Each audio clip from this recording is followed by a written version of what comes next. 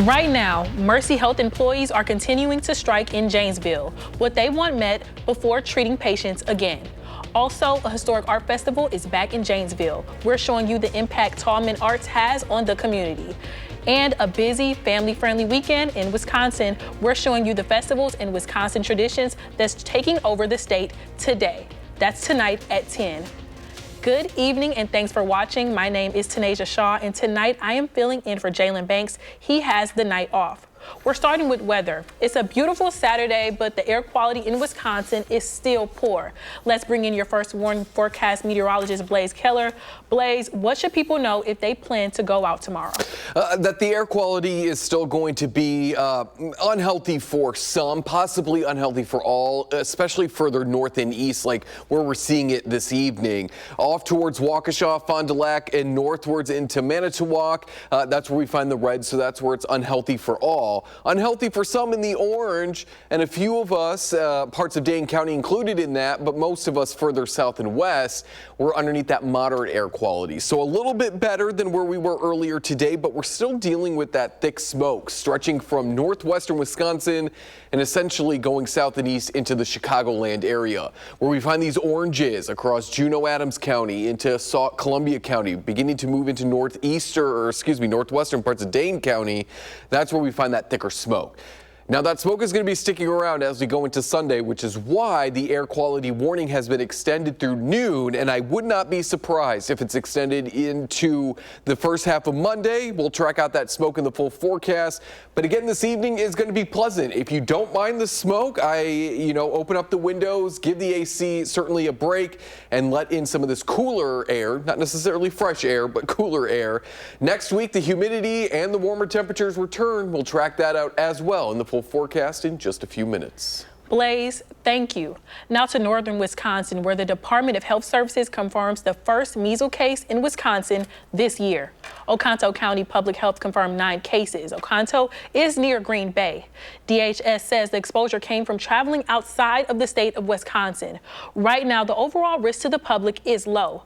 Measles symptoms are a runny nose, being tired, red eyes, and more. We have a full list of symptoms on our website right now. Now to Iowa County, where a man is dead after a motorcycle crash yesterday.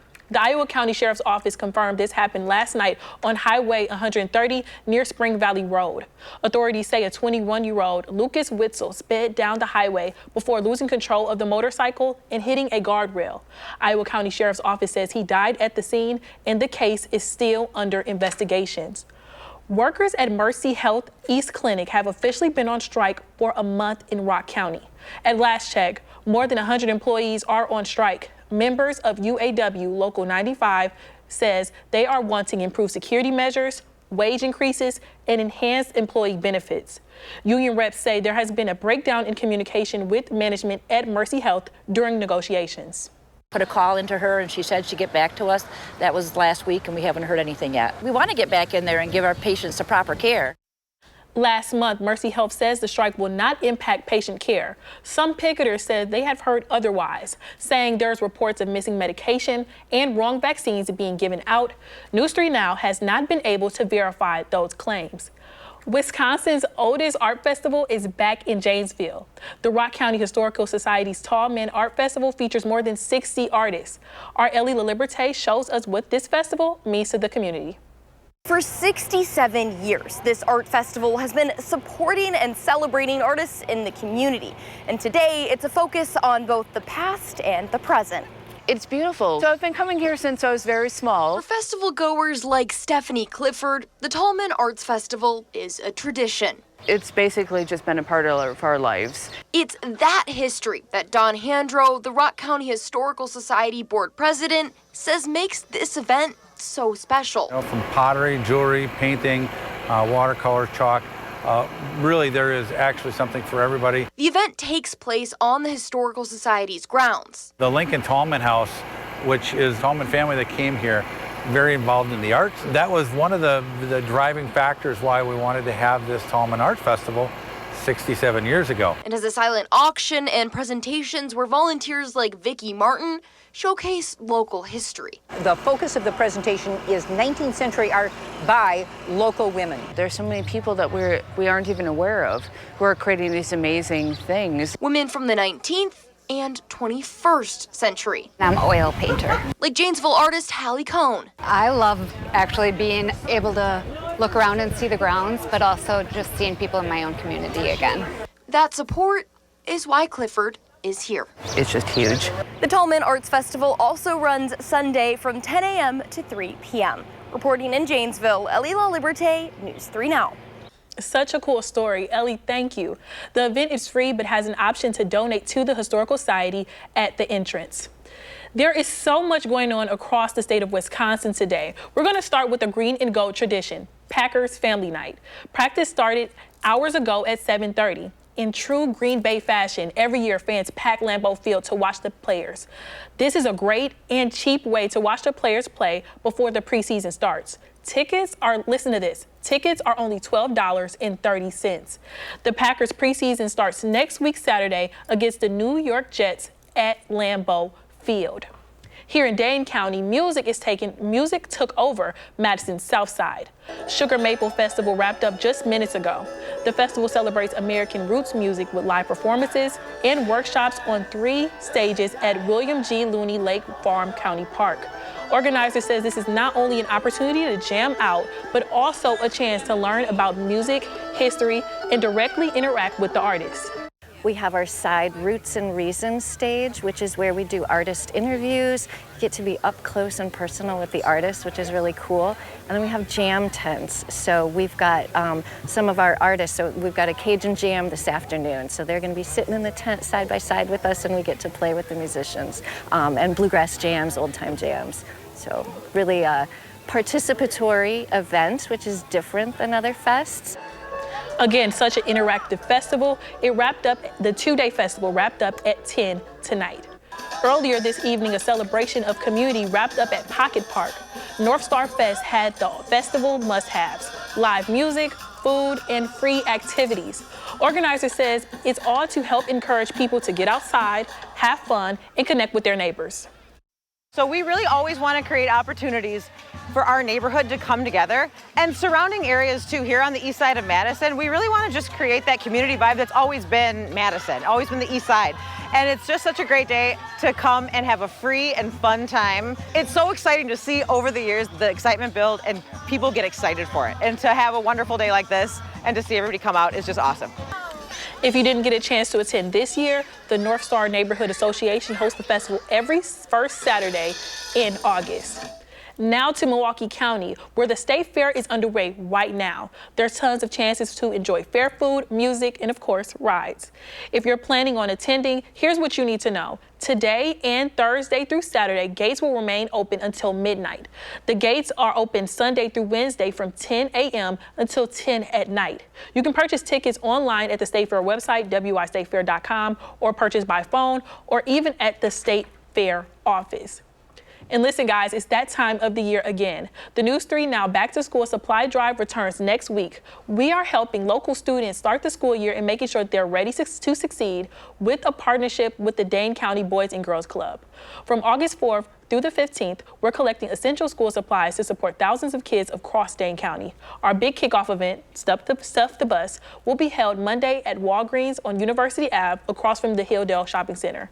We will be there from 6 in the morning until 6:30 in the evening. You can help by dropping off supplies or making a donation during those visits. Let's stuff the bus and make a difference together. For details, please visit channel3000.com.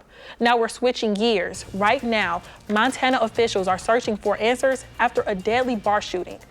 The latest in their investigation and what we know about the suspect. And the White House is facing congressional backlash. Senator Elizabeth Warren is reacting to Trump firing the Commissioner of Bureau of Labor Statistics after the break.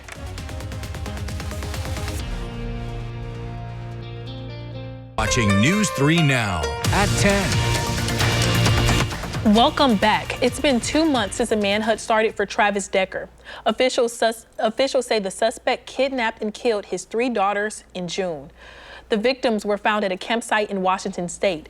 Just a few days ago, officials scaled back the manhunt because of a lack of tips and leads. Decker is a Pewaukee native and also served in the military and has experience living off the grid. Officials say they do not know if he is dead or alive, but they will continue to search for him. A manhunt in Montana continues after police say a man shot and killed 4 people at a bar yesterday. This happened in the city of Anaconda. Right now, you're seeing pictures of the suspect, 45-year-old Mike Brown. Authorities believe he walked inside the bar and confronted the victims before killing them. While law enforcement has not received reports of Brown harming any other individuals, he is believed to be armed and extremely dangerous. Residents in the area have been notified and encouraged to stay inside their homes on high alert. Officials say they will identify the victims when they notify the family members.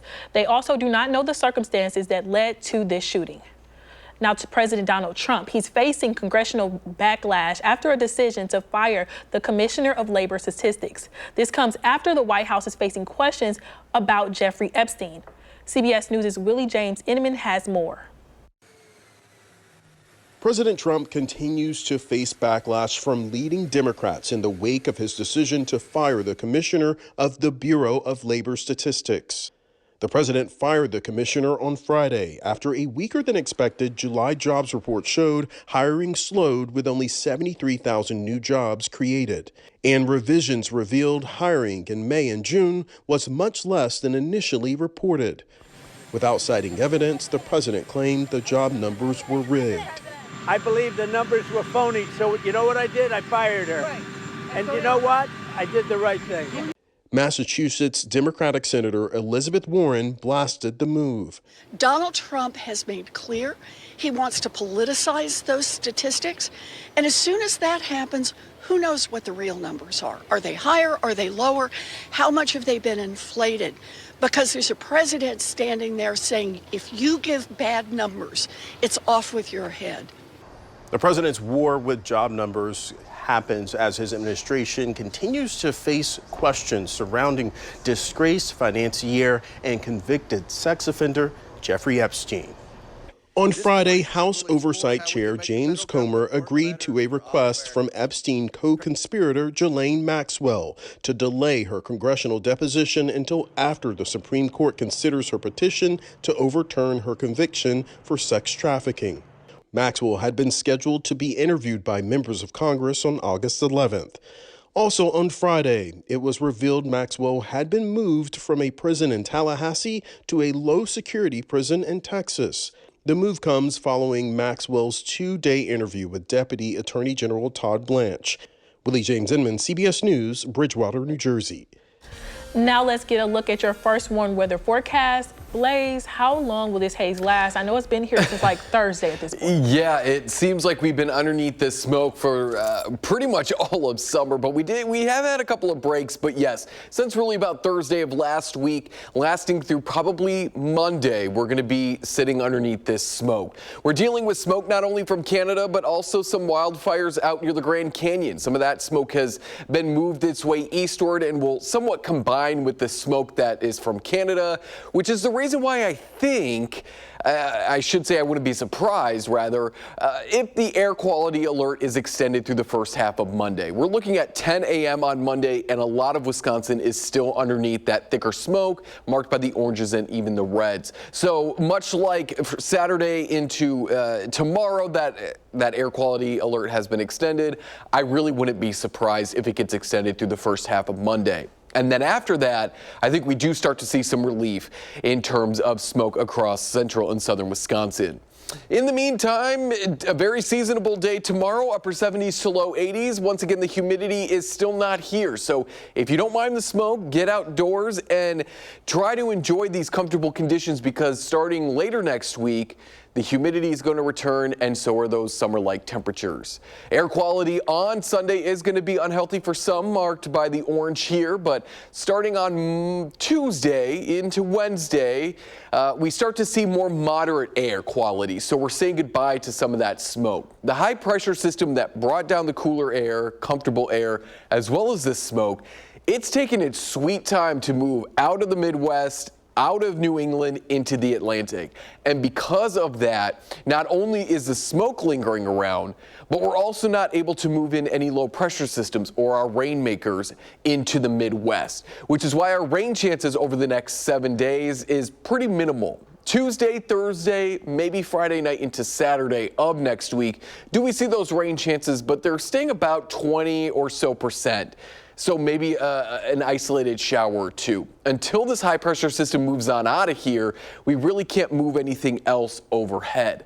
It's going to slowly bring back that humidity starting Tuesday onwards. That's when our dew points start to come out of that sticky range from the low to mid 60s into more of that uncomfortable range. You're going to feel it in those mid 60s upwards. So we're not seeing the 70s and even the 80s like what we saw a couple of weeks ago, but certainly towards the end of the upcoming weekend and the start of that next work week, we start to see a little bit more moisture move northwards. We've said goodbye to the high. Maybe we get a little bit more rain in the forecast. This only goes out to the 9th, and we do 10-day forecast, so this isn't accounting for the last 3 days there.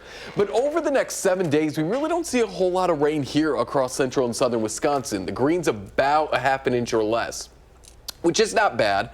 We have certainly scaled back a lot of the drought conditions. I don't see prolonged dry, so I think we can stand to be drying out here for a couple more days. Still hazy tonight with some fog, hazy, and low 80s on Sunday. The 3 things you need to know is also next week, it's going to be warm with some rain chances starting Wednesday onwards. That's we're back into those more summer-like temperatures, and it looks like from Wednesday through that following Sunday, it's going to feel summer-like, mid to upper 80s with maybe a few low 90s there Friday, and then again that's Sunday.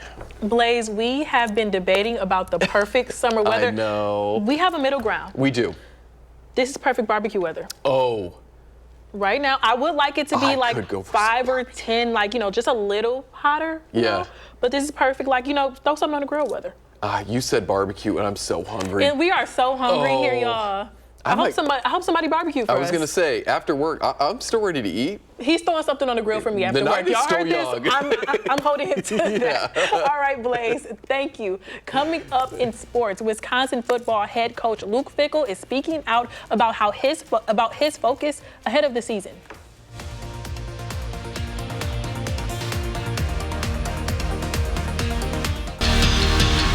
Now to sports.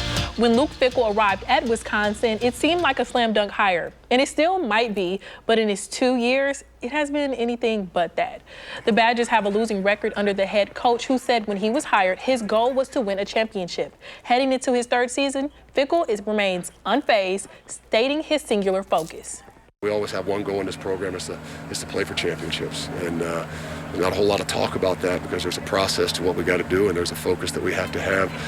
So we'll continue that, and so it's an objectives of what we got to do every single day. You know, what we're going to get out of this first week, what we're going to get out of the second week, what we would expect out of 14 days here, and take that thing, as much one day at a time and have those objectives that we can measure as opposed to worrying about the destination. Now, the Packers have had some problems during training camp. Some problems that, for the most part, aren't the worst ones to have. You see, their defense during camp has been incredibly aggressive, but sometimes too aggressive. Their cornerback, Nate Hobbs, has been the main culprit. But as their GM, Brian Gutekunst, said, he'd rather tell players to reel it in than to lay it on. Either way, towing that line is something that is on the minds of the Packers defenders. It's exactly that, trying to find a balance between, going as hard as you can, being intentional with your reps, and at the same time understanding that, the guys you're going against are going to be the guys that are, making huge plays for your team all year long. And so, it's hard sometimes. You want to go, push the envelope. You want to have coaches, be the people to tell you to, all right, slow down, take it easy a little bit. But at the same time, you got guys that are going to be making plays for this team and just trying to find a way to take care of them. The NFL now has 4 new Hall of Fame inductees. One of them is a former Packer, Sterling Sharpe. He played 7 seasons with the Packers from 1988 to 1994. The wide receiver's brother, Shannon Sharpe, joined him on stage today in Canton, Ohio. And this is why I played football. This is why I got out of bed. It wasn't work. It was because of this right here. Before I leave you, I want you to do 2 things. the most precious gift I've ever received is the Super Bowl ring that I wear. And I don't have blood, sweat, and tears with my teammates like many of these gentlemen do. I wear this ring because of love. And you gave me this not knowing you were going to get another one. And I prayed to God, please, oh God, let him get another one. Jared Allen, Eric Allen, and Antonio Gates also became Hall of Famers today. Congratulations to all the inductees. Now to the Brewers. They are one game away from sweeping the Nationals after today's W. Milwaukee won 8-2. Christian Yelich got the crew on board with their first RBI single to the right. And Yelich wasn't done as he hit a solo shot to put the Brewers up 5-0. The Brewers remain at the top of the NL Central standings, just 1.5 games away from the Cubs. And that's it for sports. Blaze will be back with the final check of weather after the break. A new pet is on UW Eau Claire's campus, but it's not your typical dog. The school has a new assistive systems and robotic engineering major that uses a unique tool, a robot dog. As students learn math and programming skills, they are able to manipulate the hardware of the robot to perform certain tasks. The robot can walk upstairs, backwards, and it can even do tricks. But student researcher says the best part is how the dog can help people with disabilities. My favorite thing that the robot dog is supposed to be able to help with is helping autistic children with like socialization. And then also anyone who's bedridden or can't do certain tasks. It has like a robot arm and hopefully will make some other attachments to help them with any of their needs. One of the professors say that as technology continues to change, scientists are extremely important. And I agree because according to my math skills, I could never be a scientist. I'm right there with you. Well, yeah, I mean, You're probably a little bit better than me. No, well, I can't do math anymore. Exactly. So congrats to those kids using the Yes, dog. yes. Love that for them. Yes. Hey, speaking of dogs, if you're going to take them outside over the next couple of days, at least through Monday, you may want to limit their time outdoors just to limit how much smoke is getting into their lungs and your lungs as well, because we're looking at another hazy Sunday. But it's going to be temperature-wise comfortable, upper 70s to low 80s, mostly sunny conditions, and a very similar day on Monday, maybe slightly warmer. We will see a rain chance on Tuesday, but I think the best chance for rain is as we go into the second half of next week, likely Thursday, Friday night into Saturday, as temperatures climb into those mid to upper 80s to low 90s. So we've had a couple of days here where it's been a little bit more comfortable, albeit smoky. And then Wednesday onwards is when it's going to start to feel a little bit more summer-like again, because we're still in summer, with better rain chances to end next weekend and going into that following work week. Yes, let's hold on to this summer weather, please. Just a little bit, just a little bit, just a little bit. A little bit longer. All right, guys, we will wake up with you tomorrow.